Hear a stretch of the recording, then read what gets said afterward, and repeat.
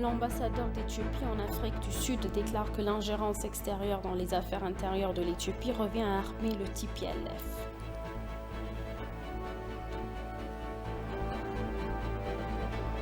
Les voyagistes kenyans envisagent l'industrie touristique éthiopienne pour renforcer l'intégration régionale.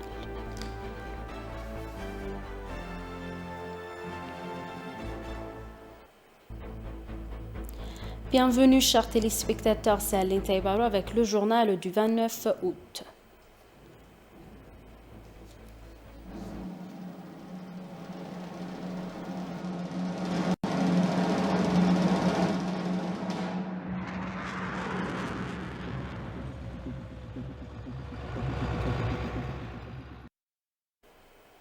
Le Premier ministre Abiy Ahmed a remis des maisons rénovées aux nécessiteux du quartier Awari, ici dans la capitale Addis Abeba. Les familles qui ont reçu les maisons ont exprimé leur gratitude au Premier ministre et aux personnes engagées dans le projet. Recevant les maisons beaucoup changées du Premier ministre, les familles qui sont bien incapables de se renouveler par elles-mêmes ont exprimé leur gratitude au Premier ministre et aux membres de la garde républicaine. Abiy Ahmed et des membres de la garde républicaine ont rénové des bidonvilles dans le cadre du programme annuel de bénévolat. Le PDG d'Ethiopian Construction Works Corporation, Jonas Ayale, a déclaré que les maisons ont été construites sur la base de nouvelles technologies de construction. Le Premier ministre Abiy Ahmed a commencé de tels travaux pour les nécessiteux depuis son arrivée au pouvoir.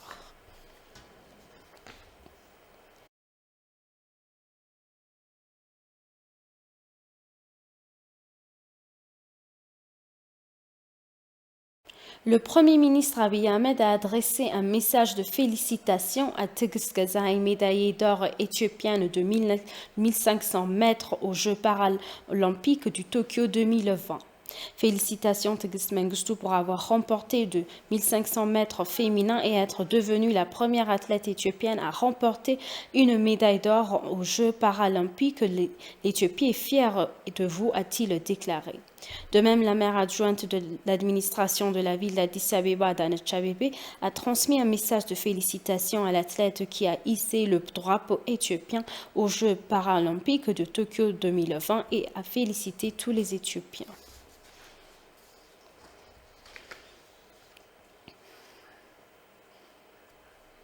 L'ambassadeur d'Éthiopie en Afrique du Sud a déclaré que l'ingérence extérieure dans les affaires intérieures de l'Éthiopie était considérée comme une arme pour le TPLF. S'adressant à South African Broadcasting Corporation, l'ambassadeur a critiqué certains médias mondiaux pour leur reportage biaisé et sans fondement sur l'Éthiopie.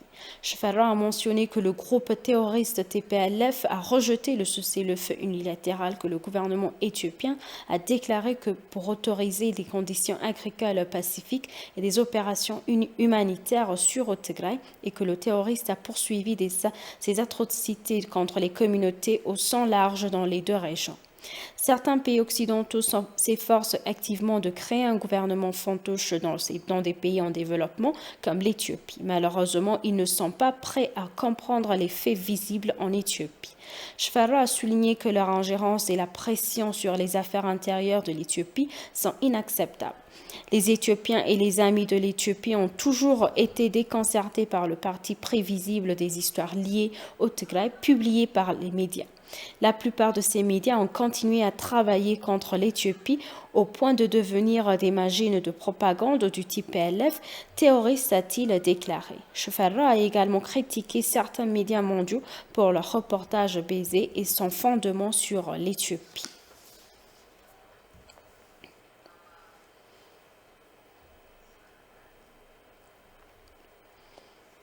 Un accord conjoint de développement de paix et de coopération a été signé entre les États d'Amhara et de Benshangul-Gumuz.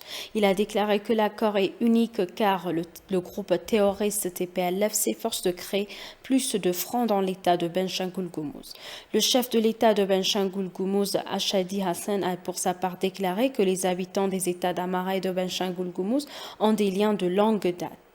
Il a déclaré que l'accord conclu entre les deux régions renforcera encore cette fraternité. Le lieutenant général Asrat Danero a déclaré que l'accord jouera un rôle clé dans la fait de déplacement et des décès dans le passé. Le ministre d'État de la paix, Siyum Mesfen, a déclaré que l'accord apportera non seulement une paix et un développement durable aux deux régions, mais permettra également de la responsabilisation et les processus institutionnels. La réunion a été suivie par le chef de l'État régional d'Amara, Chagar, le chef de l'État régional de Benshangul Gumuz, Ashadi Hassan, le président du poste de commandement intégré, le lieutenant général Asrat Danero, et de hauts responsables des deux régions.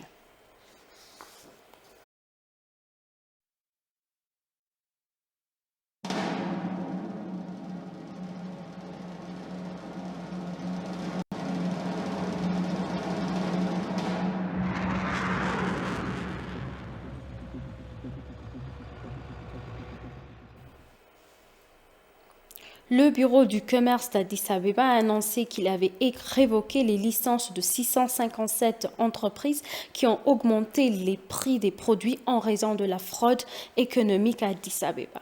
Le chef du bureau de commerce d'Addis Abeba, Abdul Fattah Youssouf, a déclaré que 1886 entreprises opérant dans la ville avaient été fermées et que 657 entreprises opéraient illégalement.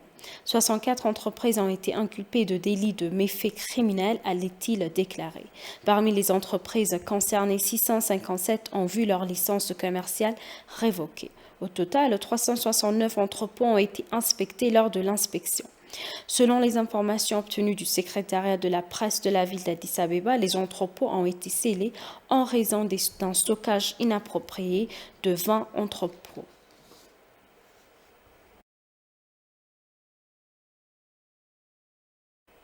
Et pour conclure le journal, les voyagistes kenyans envisagent l'industrie touristique éthiopienne pour renforcer l'intégration régionale.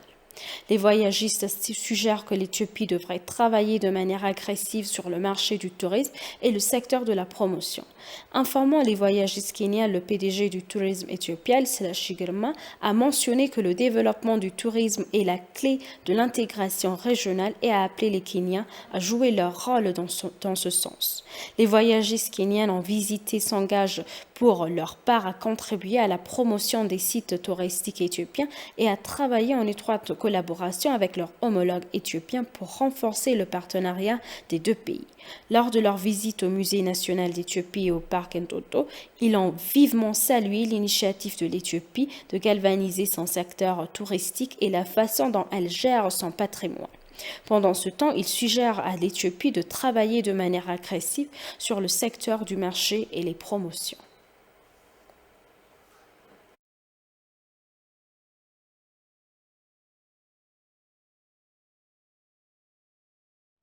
Téléspectateurs, nous vous rappelons les titres principaux. L'ambassadeur d'Éthiopie en Afrique du Sud déclare que l'ingérence extérieure dans les affaires intérieures de l'Éthiopie revient à armer le TPLF.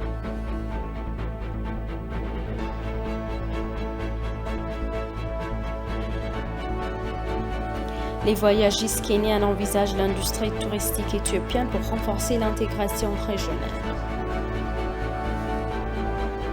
Merci, chers téléspectateurs. C'est la fin du journal. C'était Aline Taïbar avec le journal. Restez avec nous avec le reste des programmes. Bonne journée.